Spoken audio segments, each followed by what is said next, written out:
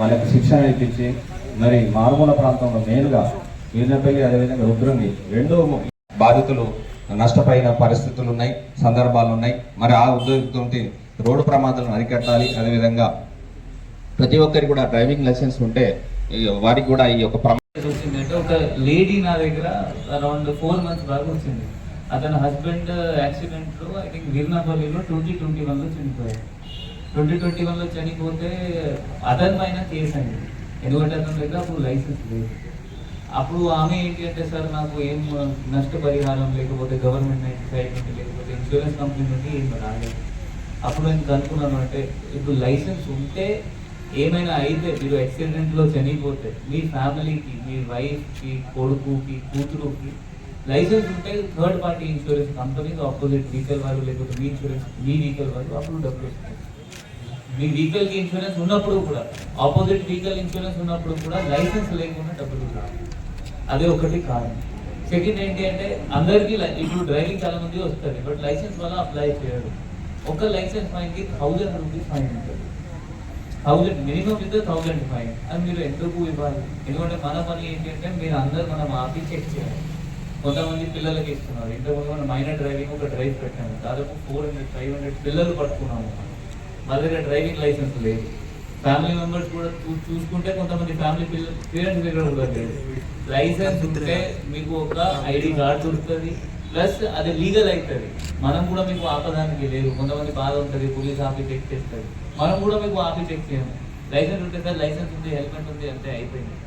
ఈ ప్రోగ్రామ్ దానికోసం మనం పెట్టాం. సో ఇప్పుడు మళ్ళీ ఇది ఇప్పుడు 70-75 మెంబర్స్కి మనం ఇచ్చేసాము. ఇంకా మనం ప్లాన్ చేస్తాము. అదే మనం focus Veernapalli and Rudrangi maximum అక్కడే ఫోకస్ చేస్తాము. ఎందుకంటే సిరిసిల్ల కంటే వాళ్ళ దూరం, ఫస్ట్ పాయింట్ అది. నెక్స్ట్ అక్కడ కొంచెం ట్రైబల్ పాపులేషన్ ఉంటుంది.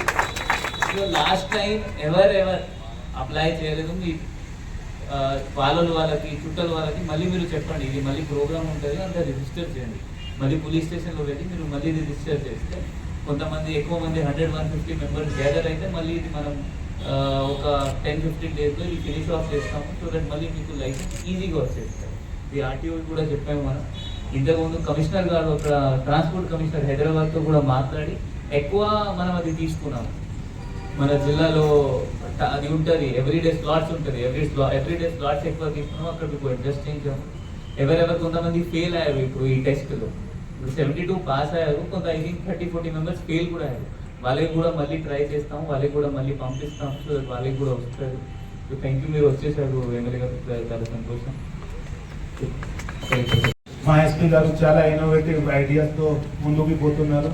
మీరు రోడ్లో చూస్తారు, రోడ్లో కూడా అంతా ఒక మోడల్ లాగా ఇన్నోవా కార్, తర్వాత పోలీస్ వ్యాన్, అది ఒక బొమ్మ లాగా పెట్టి కొంచెం అంతా మనకి అందుబాటులో లేని చోట, సిగ్నల్ లేని చోట కూడా అది చేశారు, అక్కడ కూడా కంట్రోల్ చేశారు. అదేవిధంగా మిషన్ జ్వాల అలాంటి చాలా ప్రోగ్రామ్ తీసుకొచ్చి ముందుకు పోతున్నారు. ఈ ప్రోగ్రామ్ కూడా చాలా గొప్ప ప్రోగ్రామ్. మీరు అందరూ ట్రైబల్ ఏరియా నుంచి ఉన్నారు కాబట్టి, అండ్ మన దగ్గర ఉన్న ఒక ట్రైనింగ్ ఇన్స్టిట్యూట్ కూడా ఉంది. ఇక్కడ కూడా మనం సార్ 100 దాకా ట్రైనింగ్ ప్రోగ్రామ్ చేయవచ్చు సార్. సో అది కూడా మాకు అందుబాటులో ఉన్న ట్రైనింగ్ ఇన్స్టిట్యూట్ ఉంది. మీకు ఫెయిల్ అయిన వాళ్ళు అక్కడ పోయి ఒకసారి రెమెడియల్ క్లాస్ తీస్తే బాగా ఉంటుంది. సో అది కూడా ఎస్పీ గారికి నా రిక్వెస్ట్ ఏమంటే, ఫెయిల్ అయిన వాళ్ళకి కూడా అక్కడ పంపవచ్చు. టెక్ మహీంద్రా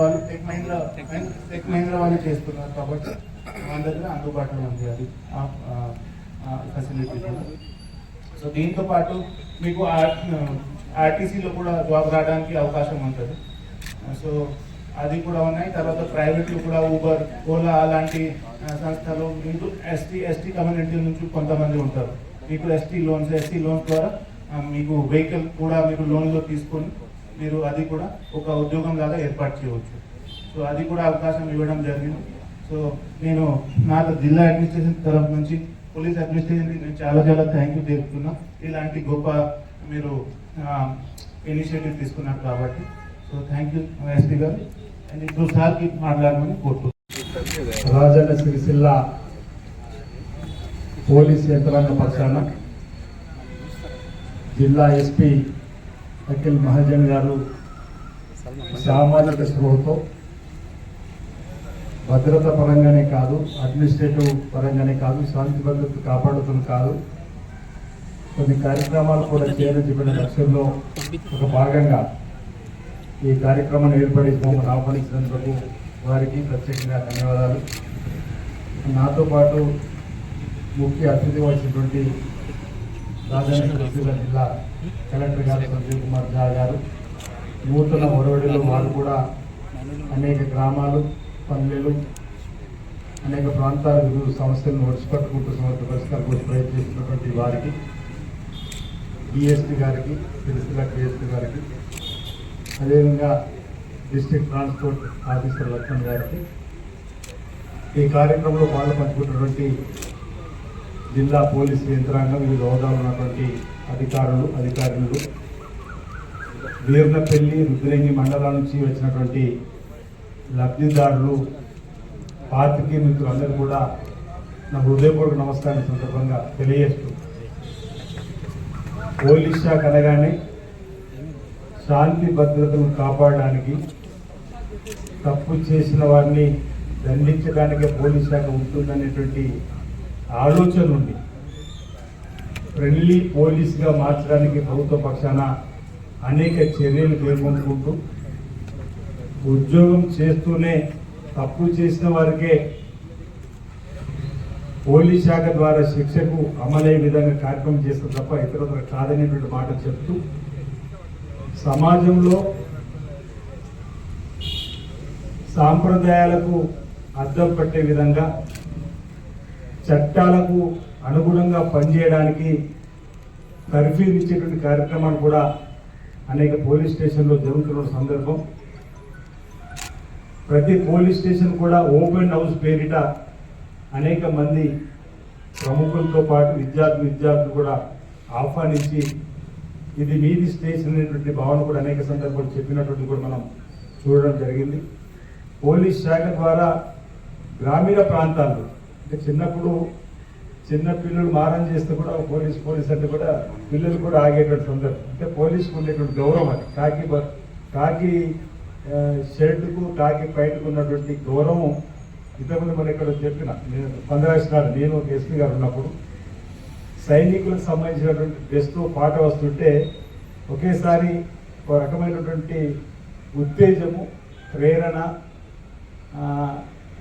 వారిని చూడగానే వారు లయబద్ధంగా వారు చేస్తున్న నాట్యం కూడా వాళ్ళు నేర్చుకున్నటువంటి అంశాలు కానీ ఏదైనా ప్రమాదం జరిగినప్పుడు పోలీస్ శాఖ సైనికులు ఏ విధంగా సేవ చేస్తున్నటువంటి భావన ఒక పాట రూపంలో వచ్చినప్పుడు కూడా ఒక దేశభక్తి భావాన్ని పెంపొందించినప్పుడు వారిని చూడగానే ఒక రకమైనటువంటి మా కోసం నిలబడ్డటువంటి, మా కోసం కష్టపడేటువంటి వీళ్ళకి సైల్యూట్ చేయాలని చెప్పినటువంటి ఆలోచన కూడా రావడం అనేది జరిగిందని ఇద్దరు కలెక్టర్ గారితో వచ్చినప్పుడు మాట్లాడలేదు.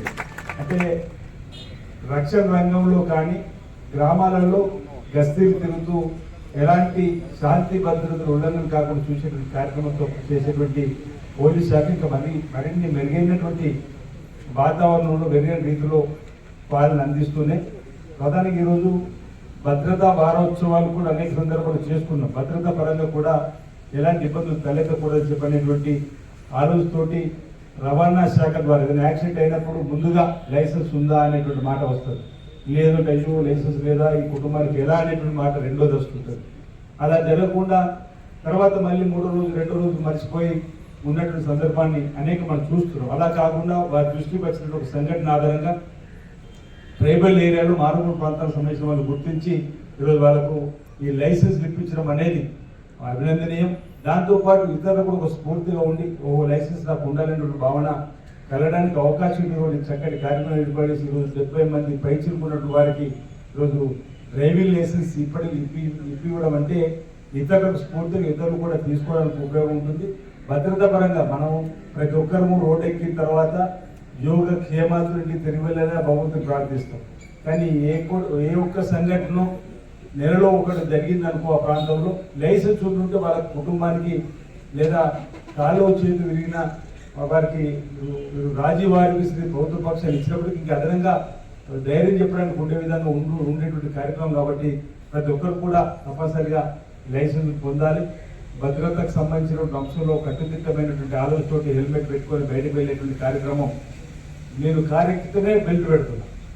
అంటే భద్రతకు సంబంధించిన అంశం. గతంలో చాలా మంది బెల్ట్ పెట్టడానికి కూడా మొహమాట పడదు. ఈ మధ్యలో చాలా మంది కార్యక్రమంగా బెల్ట్ కూడా పెడుతున్న సందర్భం చూస్తున్నాం. చాలా మంది మోటార్ సైకిల్ ఎక్కగానే హెల్మెట్ పెడుతుంది. ఇంతకుముందు అమ్మాయిని అడగడం జరిగింది, స్కూటీ నడుపుతున్నాం అంటే ఈరోజు లైసెన్స్ వచ్చింది. దానితో పాటు వ్యవసాయ పనులకు పోయినప్పుడు తప్పనిసరిగా హెల్మెట్ పెట్టుకుని పోయినట్టయితే అంటే ఒక ధైర్యం ఉండడానికి అవకాశం ఉంటుందనే మాటతోని అవి ఆ కార్యక్రమాలు. మరి ఎస్పీ గారు ఈరోజు లైసెన్సులు అందరికీ ఇస్తున్నారు. నాకు కూడా ఈరోజు డ్రైవింగ్ లైసెన్స్ వస్తుంది. నేను మా డిటిఓ గారు ఇస్తున్నారు. అది కూడా చెప్పిందా, నాకు కూడా డ్రైవింగ్ లైసెన్స్ రేవంది మన వారం రోజుల క్రితం వచ్చి డిటిఓ ఆఫీస్కి వెళ్ళిపోయడం జరిగింది. ఈరోజు మళ్ళీ స్లాట్లో బుక్ చేస్తే ఈరోజు రమ్మన్నారు. మీ దగ్గర నుంచి నేరుగా నేను కూడా వెళ్తుంది. నాకు కూడా డ్రైవింగ్ లైసెన్స్ ఈరోజే వస్తున్నాయి. మీతో పాటుగా పోలీస్ శాఖ ఇచ్చిన 73 మందితో పాటు అలాగే ఇక్కడ నాకు కూడా 74 అంటే ఈరోజు నేను తీసుకుంటా ఉన్నాను. రెన్యువల్ సంబంధించి అంటే బాధ్యతగా ఎన్నికలప్పుడు కాస్త ఆలస్యమైంది, మళ్ళీ వారికి చెప్పడం. దాన్ని ఈరోజు వారం రోజుల క్రితం వచ్చినప్పుడు దరఖాస్తు చేసుకున్నాం లర్నింగ్ అది. ఈరోజు అప్పుడు లర్నింగ్ వారం రోజులకి తెచ్చి ఈరోజు పర్మనెంట్ లైసెన్స్ కూడా మీతో పాటు నాకు వస్తుంది. మీరు నాది ఒకటి రెన్యువల్ కలుసుకోవచ్చు మళ్ళీ మన ఎప్పుడైనా. ఎస్పీ గారు ఇచ్చిన ఈ 73 మంది నేను మళ్ళీ 5 ఏళ్ళకి వస్తున్నప్పుడు మనం కలుసుకోవడానికి అవకాశం ఉంటుంది. వీటి హాలిడే నాటి ఒకటే కదా నాదే. అయితే మేము రెన్యువల్ దొరకము. నా వయసు ఎక్కువ కాబట్టి 5 ఏళ్ళకి ఉందట, మీ వయసు తక్కువ 15 సంవత్సరాలు రెన్యువల్ ఉందట. మనం రెన్యువల్ కలిసి ఈ రోజే ఒకటి రోజు లైసెన్స్ తీసుకున్న దానిలో మీతో పాటు నేనున్నట్టు రెన్యువల్ సంబంధించిన దానిలో మరి అంటే అది గుర్తుగా ఉండడానికి కోసం నేను చెప్పడానికి కోసం నేను ప్రయత్నం చేస్తున్నా. రాబో రోజుల్లో మనమందరం కూడా సామాజిక స్పృహతో నేను యువతకు పిలుపునిస్తున్నా. ప్రతి ఒక్కరు కూడా క్రమశిక్షణతోటి పోలీస్ శాఖకు సహకరిస్తూ, ప్రభుత్వానికి సహకరిస్తూ, ఇంట్లో తల్లిదండ్రులు చెప్పినటువంటి మాటలు జవదాటకుండా ఉంటూ తమ దైనందిన జీవితాల్లో జవాబుదారితనంతో ముందుకు వెళ్ళినట్టయితే మీపై పెట్టుకున్నటువంటి నమ్మకాన్ని తల్లిదండ్రులు ఏదైతే పెట్టుకున్నట్టు నమ్మకాన్ని మమ్మ చేయకుండా ఉండడానికి అవకాశం ఉంటుంది. చెడు స్నేహాలు చేయకండి, చెడు మార్గాలకు వెళ్ళకండి. ప్రధానంగా ఈ మధ్యలో గంజాయికి సంబంధించినటువంటి దానిపైన చాలామంది యువత పెడదారి పడుతూ ఉన్నారు. ఇప్పటికీ పోలీస్ శాఖ ద్వారా కానీ ప్రభుత్వం ద్వారా కానీ ఈ రాష్ట్రాన్ని గంజాయి రహిత రాష్ట్రంగా మార్చాలని చెప్పని గౌరవ ముఖ్యమంత్రి రేవంత్ రెడ్డి గారు గుర్తునిచ్చుతో ముందుకు పోతున్నప్పుడు ప్రత్యేకంగా దీనికోసం ఒక శాఖని రాష్ట్ర స్థాయిలో ఏర్పడేసి జిల్లాలో కూడా దానికి సంబంధించినటువంటి ప్రత్యేకమైనటువంటి చర్యలు తీసుకుని ఉక్కుపాదం మోపుతున్న సందర్భంలో అలాంటి వారు ఇక్కడ కనిపిస్తే వారికి కౌన్సిలింగ్ ఇచ్చి ఆ దారి నుంచి మంచి దారిలో తీసుకురావడం కోసం ప్రయత్నం చేయడంలో మనందరం కూడా సహకారం అందించాలని చెప్పిన సందర్భంగా గ్రామాలలో అలజడి తావు లేకుండా శాంతి భద్రతలకు సహకరిస్తూ ముందుకు సాగాలని చెప్పి ఈ సందర్భంగా ఉన్నటువంటి మీ అందరితో పాటు నేను ఈ సందర్భంగా ఈరోజు ప్రజలకు యువతకు విజ్ఞప్తి చేస్తూ ఉన్నా. ఇలాంటి చక్కటి కార్యక్రమంతో మరింత ముందుకు పోయే క్రమంలో పోలీస్ శాఖ ప్రజలలో మంచి పేరు ప్రఖ్యాతి సంపాదించుకోండి. ప్రభుత్వం ఇచ్చేటువంటి కార్యక్రమాలను ప్రజలకు అందే క్రమంలో ఎక్కడ కూడా ఇబ్బంది తలెత్తకుండా ఈరోజు ఎక్కడైతే అన్యాయం జరుగుతుందో ఆ అన్యాయం జరిగినప్పుడు ఒకడున్నా అతనికి న్యాయం చేసే విధంగా తప్పనిసరిగా మీరు మీ యంత్రాంగం పోలీస్ స్టేషన్ వారిగా బాగా పనిచేయాలని చెప్పిన సందర్భంగా నేను నా ద్వారా సూచన చేస్తూ ఈరోజు ఈ అవకాశం వచ్చినటువంటి మీరు కూడా సద్వినియోగం చేసుకొని ఇతరులు కూడా లైసెన్స్ పొందాలని చెప్పేసి కార్యక్రమంలో మీరు స్ఫూర్తి తీసుకొని ఇతరులను కూడా లైసెన్స్ లేని వారికి లైసెన్స్ ఇప్పించేటువంటి కార్యక్రమం ఈనాటి మాటలను ఇతరులకు చెప్పేటువంటి కార్యక్రమం తీసుకొని మరి సామాజిక స్పృహతో ఈ రాష్ట్ర అభివృద్ధిలో గ్రామాభివృద్ధిలో మీరు కీలక పాత్ర వహించాలని చెప్పి సందర్భంగా నేను తెలియజేస్తూ నాకు అవకాశం ఇచ్చినటువంటి రాజన్న సిరిసిల్ల జిల్లా పోలీస్ శాఖ ఎస్పీ గారికి సంబంధించిన అధికారులందరికీ కూడా ప్రత్యేకంగా ధన్యవాదాలు తెలియజేస్తా ఉన్నాం.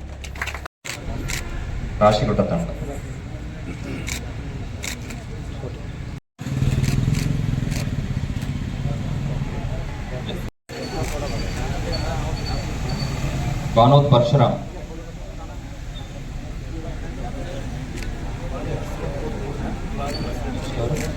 పోసు రమేష్, కోస్ రమేష్, గంగారాజం దేవ్ సింగ్, జక్కుల